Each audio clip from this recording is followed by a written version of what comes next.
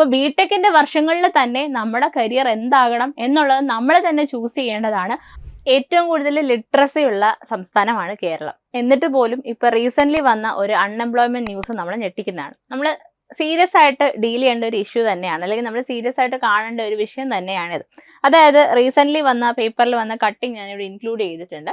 അതായത് നമ്മുടെ പല സ്റ്റേറ്റുകൾ ഇന്ത്യയിൽ എടുക്കുമ്പോഴത്തേക്ക് അൺഎംപ്ലോയ്മെന്റിന്റെ കേസിൽ റേറ്റ് ഏറ്റവും കൂടുതൽ കേരളത്തിനാണുള്ളത്.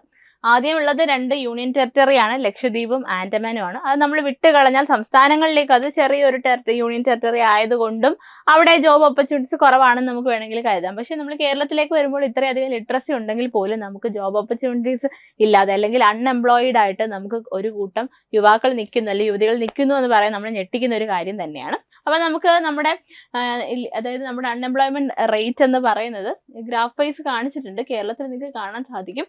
പെർസെൻറ്റേജ് വൈസ് അല്ലെങ്കിൽ ടോട്ടലി നമുക്ക് 29.9% നമുക്ക് ഡീറ്റെയിൽ ആയിട്ട് ഇതിൻ്റെ ഒന്നും നോക്കാം. കാര്യം ഇതൊരു സീരിയസ് ആയിട്ടുള്ള ഇഷ്യൂ ആണ്. നമ്മൾ ഇതുപോലെ അൺഎംപ്ലോയ്മെന്റിന്റെ ഒരു പ്രശ്നം നേരിട്ട ഒരു കാലഘട്ടം ഉണ്ടായിരുന്നു. നമുക്ക് 2019-20 തുടക്കത്തിൽ, അല്ലെങ്കിൽ നമ്മുടെ കോവിഡ് വന്ന സമയത്ത് ഒരുവിധം എല്ലാവരും സെക്യൂർ ആയിട്ടൊരു കരിയറിനെ കുറിച്ചിട്ട് സീരിയസ് ആയിട്ട് ചിന്തിച്ചിരുന്ന സമയമായിരുന്നു.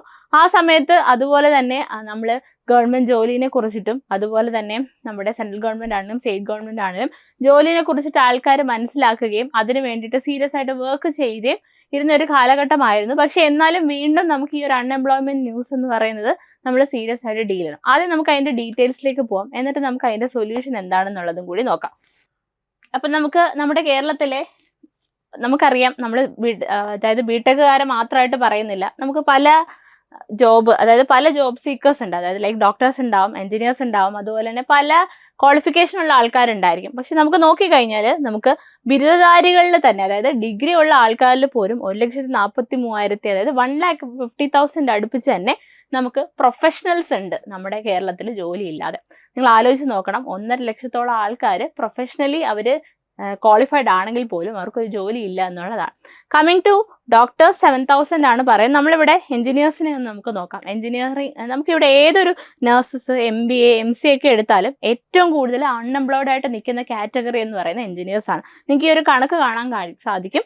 ഡോക്ടേഴ്സ് വെറും 7,000 ആണുള്ളത്, നഴ്സസ് അതായത് 12,000 വരും, MBA കഴിഞ്ഞവർ 6,500ഓളം വരും, MCA കഴിഞ്ഞത് 3,771 പേരാണ്. പക്ഷേ എഞ്ചിനീയർമാരിൽ നമുക്ക് അൺഎംപ്ലോയ്ഡ് ആയിട്ട് നിൽക്കുന്ന ആൾക്കാരുടെ എണ്ണം എന്ന് പറഞ്ഞാൽ 44,559. അതായത് ഏകദേശം 1.5 ലക്ഷം എന്ന് നമുക്ക് വേണേൽ പറയാം. അതായത് നമ്മുടെ ബിടെക് കഴിഞ്ഞ ആൾക്കാരിൽ ബിടെക് ഡിഗ്രി ഉണ്ടെങ്കിൽ പോലും അവർ അൺഎംപ്ലോയ്ഡ് ആണെന്നുള്ള വസ്തുതയാണ് നമ്മൾ മനസ്സിലാക്കേണ്ടത്. ഏകദേശം 45,000 പേര് അൺഎംപ്ലോയ്ഡ് ആയിട്ട് നിൽക്കുകയാണ്. അവർക്ക് ഓപ്പർച്യൂണിറ്റീസ് ഇല്ലാഞ്ഞിട്ടാണോ, അല്ലെങ്കിൽ ആ ഓപ്പർച്യൂണിറ്റീസ് അവർ അറിയാഞ്ഞിട്ടാണോ, എന്തുകൊണ്ടാണ് ഈ ഒരു പ്രശ്നം വരുന്നതെന്ന് നമുക്കൊന്ന് അനലൈസ് ചെയ്യണം. കാര്യം എന്താണെന്ന് വെച്ചാൽ ഇപ്പോൾ എഞ്ചിനീയറിംഗ് കഴിഞ്ഞ ആൾക്കാർ നമുക്കറിയാം, നെയിംസേക്കിന് ഒരു ഡിഗ്രി കിട്ടിയിട്ട് വീട്ടിലിരിക്കുന്ന ഒരുപാട് ആൾക്കാരുണ്ട്, നമ്മുടെ ചുറ്റിനും തന്നെ നമുക്ക് കാണാനുണ്ട്. അപ്പോൾ ഉള്ള പ്രൊഫഷണൽസിൽ ഏറ്റവും കൂടുതൽ ഇത് ബാധിച്ചിരിക്കുന്നത് എഞ്ചിനീയേഴ്സിനെ തന്നെയാണ്. എന്നാൽ എഞ്ചിനീയേഴ്സിന് നമുക്ക് ഏത് ബ്രാഞ്ച് എടുത്ത്, കോർ ബ്രാഞ്ചസ് എസ്പെഷ്യലി എടുത്ത് പറഞ്ഞാലും നമുക്ക് അൺഎംപ്ലോയ്ഡ് ആയിട്ട് ഇരിക്കാനൊരു സാഹചര്യം തന്നെയാണോ നിലനിൽക്കുന്നതെന്ന് വെച്ച് കഴിഞ്ഞാൽ ഓഫ്കോഴ്സ് അല്ല. നമുക്ക് നമ്മുടെ സെൻട്രൽ ഗവൺമെന്റ് ആണെങ്കിലും സ്റ്റേറ്റ് ഗവൺമെന്റ് ആണെങ്കിലും നോക്കിക്കഴിഞ്ഞാൽ ഒരുപാട് ജോബ് ഓപ്പർച്യൂണിറ്റീസ് അവരുടെ ഫ്രണ്ടിലുണ്ട്. പക്ഷേ പലരും ഇതിനെക്കുറിച്ച് അൺഅവെയർ ആണ്. അതായത് ഇപ്പോൾ ബിടെക് കഴിഞ്ഞൊരു, ഇപ്പോൾ ഞാൻ ഉദാഹരണം പറയുകയാണെങ്കിൽ, ബിടെക് കഴിഞ്ഞൊരു ഉദ്യോഗാർത്ഥികൾക്ക് അവരുടെ മനസ്സിൽ ബിടെക് കഴിഞ്ഞ ജോലി മാത്രമേ അവർ അപ്ലൈ ചെയ്യുള്ളൂ, അല്ലെങ്കിൽ അത് മാത്രമേ ചെയ്യാൻ കഴിയുള്ളൂ എന്നൊരു തോന്നലുണ്ട്. പക്ഷെ അതല്ല സത്യം. ഇപ്പം നമ്മൾ കേരള PSC എടുക്കുവാണെങ്കിലും ബിടെക് കഴിഞ്ഞ ഉദ്യോഗാർത്ഥിക്ക് ബിടെക്, ഡിപ്ലോമ, ITI കഴിഞ്ഞ യോഗ്യതയ്ക്ക് എല്ലാം അവർക്ക് പരീക്ഷയ്ക്ക് അപ്ലൈ ചെയ്യാം. അങ്ങനെ വെച്ച് നോക്കിക്കഴിഞ്ഞാൽ എന്തായാലും നല്ലൊരു ശതമാനം ജോബ് ഓപ്പർച്യൂണിറ്റീസ് അവർക്കുണ്ട്. അവരെ എയ്തർ അത് ഐഡന്റിഫൈ ചെയ്യുന്നില്ല, അല്ലെങ്കിൽ അവർ അതിനുവേണ്ടി പരിശ്രമിക്കുന്നില്ല. പക്ഷേ നമ്മൾ ഈ ഒരു കണ്ടീഷൻ അങ്ങോട്ട് മുന്നോട്ട് കൊണ്ടുപോയി കഴിഞ്ഞാൽ ഇത് വളരെ സീരിയസ് ആയിട്ടൊരു ഇഷ്യൂ ആയിട്ട് മാറുകയും മാത്രമല്ല ഇത് നമ്മുടെ ശരിക്കും മൊത്തം നമ്മുടെ എക്കോണമി, അതുപോലെ തന്നെ നമ്മുടെ കരിയർ, നമ്മുടെ ഫ്യൂച്ചർ എല്ലാത്തിനെയും ബാധിക്കുന്നതാണ്. സോ ഇത് സീരിയസ് ആയിട്ട് ഡീൽ ചെയ്യേണ്ടതാണ്. നമ്മൾ നമ്മുടെ ഓപ്പർച്യൂണിറ്റീസ് ഐഡന്റിഫൈ ചെയ്യുക. What are the opportunities? നമ്മൾ ബിടെക് കഴിഞ്ഞതിന് ശേഷം കറസ്പോണ്ടിങ് ബ്രാഞ്ചസ്, ഓരോ ബ്രാഞ്ചസ് എടുത്തു കഴിഞ്ഞാലും അവർക്ക് എന്തൊക്കെ ഓപ്പർച്യൂണിറ്റീസ് ഇനി നിങ്ങളുടെ മുന്നിൽ ഉണ്ട് എന്നുള്ളതിനെ കുറിച്ച് ആദ്യം ഐഡന്റിഫൈ ചെയ്യുക. ഇനി what we can do to grab that, അല്ലെങ്കിൽ നമ്മുടെ ഒരു സ്റ്റേബിൾ കരിയറിലേക്ക് പോകാൻ വേണ്ടി നമുക്ക് എന്തൊക്കെ ചെയ്യാൻ കഴിയും. അപ്പം നമ്മുടെ കയ്യിൽ ഒരു നെയിംസേക്കിന് ഡിഗ്രി ഉണ്ടെങ്കിൽ പോലും ആ ഡിഗ്രി വെച്ചിട്ട് നമുക്ക് ഏതൊക്കെ ജോബ് നമുക്ക് ലഭിക്കും, അല്ലെങ്കിൽ ആ ജോബ് ലഭിക്കാൻ നമ്മൾ എന്തൊക്കെ ചെയ്യണം, അങ്ങനെയുള്ള കാര്യങ്ങളൊക്കെ ഐഡന്റിഫൈ ചെയ്യണം. അതായത് നമ്മൾ ബിടെക് 4 വർഷം പഠിച്ചു കഴിഞ്ഞിട്ട് വെറുതെ ഇരുന്നത് കൊണ്ടോ അല്ലെങ്കിൽ നമ്മൾ പുറത്തിറങ്ങി കഴിഞ്ഞ് നമ്മുടെ ജോബ് ഓപ്പർച്യൂണിറ്റീസിന് നമുക്ക് ഇഷ്ടം പോലെ ഫ്രീ വർക്ക്ഷോപ്സ്, വെബിനാർസ് ഒക്കെ കണ്ടക്ട് ചെയ്യുന്നുണ്ട്, നമ്മളും കണ്ടക്ട് ചെയ്യുന്നുണ്ട്. ഇതിന്റെ ഭാഗമായിട്ട് ഓരോ വാട്ട് ആഫ്റ്റർ ബിടെക് എന്ന് പറഞ്ഞ് ഓരോ സ്പെസിഫൈഡ് ബ്രാഞ്ചസിന് നമ്മൾ പറഞ്ഞു കൊടുക്കുന്നുണ്ട്. What are the opportunities in central as well as state government sectors. അപ്പോൾ ഇതൊന്ന് ഐഡന്റിഫൈ ചെയ്ത് വെച്ച് കഴിഞ്ഞാൽ, ഞാൻ പ്രൈവറ്റ് ജോബ്സിനെ കുറിച്ചിട്ട് പറയുന്നില്ല, പ്രൈവറ്റ് ജോബ്സിന്റെ സ്റ്റെബിലിറ്റി എന്ന് പറയുന്നത് നമുക്ക് പറയാതെ തന്നെ അറിയാൻ സാധിക്കും എത്രത്തോളം കാലം നമുക്ക് അതിൽ നിൽക്കാൻ കഴിയും എന്നുള്ള കാര്യം. പക്ഷേ സെൻട്രൽ ഗവൺമെന്റ് അല്ലെങ്കിൽ സ്റ്റേറ്റ് ഗവൺമെന്റ്, അതായത് ഗവൺമെന്റ് ജോബ് എന്ന് പറയുന്നത് വാട്ട് ഈസ് ബ്രിങ്ങിങ് യു, അത് നമുക്കൊരു സ്റ്റേബിൾ കരിയർ തന്നെയാണ്. അപ്പോൾ ഈ stable career as well as passion നമുക്ക് ഒരുപോലെ ഗ്രാബ് ചെയ്യാൻ വേണ്ടിയിട്ട് നമ്മൾ കുറച്ച് എഫേർട്ട് എടുത്താൽ മാത്രം മതിയാവും. അപ്പോൾ നമ്മൾ ഓർക്കേണ്ട ഒരു കാര്യം ഇതാണ്, അതായത് ഏറ്റവും അൺഎംപ്ലോയിഡ് ആയിട്ടുള്ള യൂത്ത് ഉള്ള നമ്മുടെ പ്രൊഫഷണൽ ഡിഗ്രി എന്ന് പറയുന്ന എഞ്ചിനീയറിംഗ് തന്നെയാണ്. എന്നാൽ സെൻട്രൽ ഗവൺമെന്റും സ്റ്റേറ്റ് ഗവൺമെന്റും എടുത്താൽ എല്ലാ വർഷം വിളിക്കുന്ന എക്സാംസ് അടക്കം എഞ്ചിനീയേഴ്സിന് തന്നെയാണ് ഉള്ളത്. അപ്പം നമ്മൾ എന്താ ചെയ്യേണ്ടത്, ഈ ഒരു ഡിഗ്രി അക്വയർ ചെയ്ത് നമ്മൾ ഈ ഒരു ഓപ്പർച്യൂണിറ്റീസിനെ കുറിച്ച് അറിയാതിരിക്കരുത്.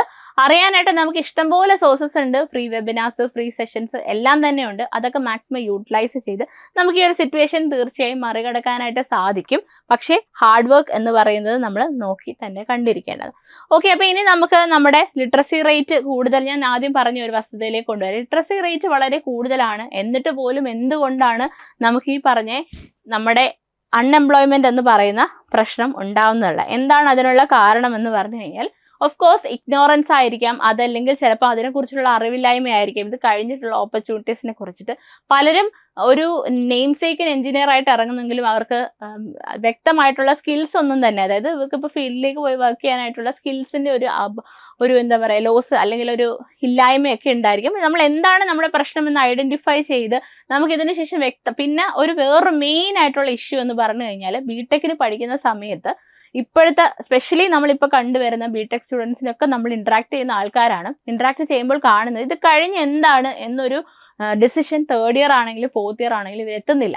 അപ്പോൾ പ്രീ ഫൈനൽ ഇയേഴ്സ് ആണെങ്കിലും ഫൈനൽ ഇയേഴ്സ് ആണെങ്കിലും ശരി, ഞാൻ ഇറങ്ങിക്കഴിഞ്ഞാൽ 2 വർഷത്തിനുള്ളിൽ എനിക്കൊരു ജോലി, അല്ലെങ്കിൽ 2 വർഷത്തിനുള്ളിൽ എൻ്റെ കരിയർ ഇങ്ങനെ തിരിച്ചുവിടണം, അല്ലെങ്കിൽ ഈ മേഖലയിലേക്ക് തിരിച്ചുവിടണം എന്നൊരു വ്യക്തമായ ധാരണ കോളേജസിൽ തന്നെ നമ്മൾ കൊടുക്കേണ്ടിയിരിക്കുന്നു. അതിന്റെ ഭാഗമായിട്ട് നമുക്ക് എന്താ ചെയ്യാൻ കഴിയുന്നതെന്ന് വെച്ച് കഴിഞ്ഞാൽ, pre final year and final year സ്റ്റുഡൻസിന് തന്നെ അവയർനെസ് കൊടുക്കുക. നിങ്ങൾ നിങ്ങളുടെ ബിടെക് കോഴ്സ് കഴിഞ്ഞു കഴിഞ്ഞാൽ നിങ്ങൾക്ക് ഇത്രയും opportunities they are waiting outside. നമ്മുടെ സ്റ്റേറ്റ് അല്ലെങ്കിൽ നമ്മൾ ഇറങ്ങി കഴിഞ്ഞു കഴിഞ്ഞാൽ നമ്മുടെ സ്റ്റേറ്റിലാണെങ്കിലും അല്ലെങ്കിൽ അക്രോസ് ഇന്ത്യ ആണെങ്കിലും സ്റ്റേബിൾ ആയിട്ടുള്ള കരിയർ നമുക്ക് ഇത്രത്തോളം ഓപ്പർച്യൂണിറ്റി നമുക്ക് തരുന്നു എന്നൊരു അവയർനെസ് വിത്തിൻ ദ കോളേജസ് തന്നെ നമ്മൾ കൊടുത്തു കഴിഞ്ഞാൽ നമുക്കിത് ഒരു പരിധിവരെ അവോയ്ഡ് ചെയ്യാനായിട്ട് സാധിക്കും. അതുപോലെ തന്നെ അവരെ വ്യക്തമായ അവരുടെ ഒരു പാത്ത് മനസ്സിലാക്കി അതിലേക്ക് ഡൈവേർട്ട് ചെയ്ത്, എല്ലാവർക്കും ഇപ്പോൾ ചിലർക്ക് ഹയർ സ്റ്റഡീസ് ഗേറ്റ് ഒക്കെ എഴുതി പോകാനാണെങ്കിൽ ഓഫ് കോഴ്സ് അപ്പോൾ അത് IITസിലും NITസിലും കിട്ടാനായിട്ട് ഗേറ്റിനുള്ള പ്രിപ്പറേഷൻ തേർഡ് ഇയറിൽ തന്നെ നമുക്ക് സ്റ്റാർട്ട് ചെയ്യാം, ഈവൻ സെക്കൻഡ് ഇയറിൽ തന്നെ നമുക്ക് സ്റ്റാർട്ട് ചെയ്യാം. അപ്പോൾ ബിടെക്കിന്റെ വർഷങ്ങളിൽ തന്നെ നമ്മുടെ കരിയർ എന്താകണം എന്നുള്ളത് നമ്മൾ തന്നെ ചൂസ് ചെയ്യേണ്ടതാണ്.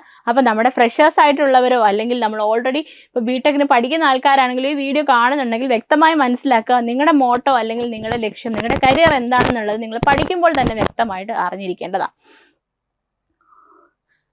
അപ്പം നമ്മുടെ അൺഎംപ്ലോയ്മെന്റ് എന്ന് പറയുന്നത് വളരെ ഒരു പ്രശ്നമുള്ള കാര്യമാണ്.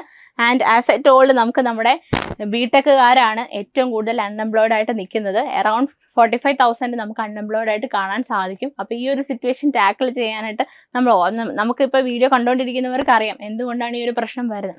ഈ ഒരു പ്രശ്നം ടാക്കിൾ ചെയ്യാനായിട്ട് നമ്മുടെ ബിടെക് അല്ലെങ്കിൽ നമ്മുടെ ഡിഗ്രി കിട്ടിക്കഴിഞ്ഞാൽ അല്ലെങ്കിൽ കിട്ടുന്നതിന് മുന്നേ തന്നെ നമ്മുടെ ഒരു കരിയർ പാത്ത് നമ്മൾ ഡിസൈഡ് ചെയ്ത് അതിനുവേണ്ടി എന്തെല്ലാം ചെയ്യാൻ പറ്റും, അല്ലെങ്കിൽ ആ ഒരു പാത്തിൽ എത്ര ഓപ്പർച്യൂണിറ്റീസ് നമ്മൾ വെയിറ്റ് ചെയ്ത് നിൽക്കുന്നു, ഈ കാര്യങ്ങളെല്ലാം ഐഡന്റിഫൈ ചെയ്ത് വ്യക്തമായ ഒരു രൂപരേഖയോടെ നമ്മൾ ട്രാവൽ ചെയ്ത് കഴിഞ്ഞാൽ ഓഫ് കോഴ്സ് അൺഎംപ്ലോയ്മെന്റ് എന്ന് പറയുന്ന പ്രശ്നം നമുക്ക് ഒരു പരിധി വരെ അവോയ്ഡ് ചെയ്യാനായിട്ട് സാധിക്കും.